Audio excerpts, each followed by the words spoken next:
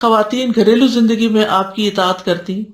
حضرت اسماء بنت ابی بکر سے مروی ہے جب وہ کھانا پکاتی تو کچھ دیر کے لیے اس کو ڈھانپ کر رکھ دیتی تھی، یعنی جیسے کو ہم کہتے ہیں نا دم پہ رکھنا، تاکہ اس کی حرارت کی شدت بھی کم ہو جائے. اور فرماتی میں نے رسول اللہ صلی اللہ علیہ وسلم کو یہ فرماتے ہوئے سنا ہے کہ اس سے کھانے میں خوب برکت ہوتی ہے، تو میں بھی اسی طرح کرتی ہوں. پھر اسی طرح اخلاق میں بھی آپ کا اتباع کرنا چاہیے، کیونکہ اللہ سبحانہ تعالیٰ نے آپ کو اخلاق کے بلند مرتبے پر فائز کیا ہے. پھر اسی طرح آپ سے محبت بھی کرنی چاہیے، کیونکہ انسان اس کے ساتھ ہوگا جس سے وہ محبت کرتا ہوگا.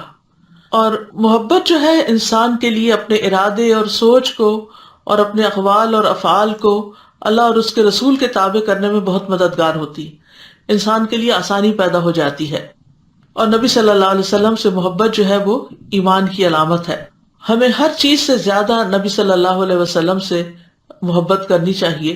حضرت انس کہتے ہیں کہ رسول اللہ صلی اللہ علیہ وسلم نے فرمایا 3 باتیں جس کسی میں ہوگی وہ ایمان کی مٹھاس پالے گا.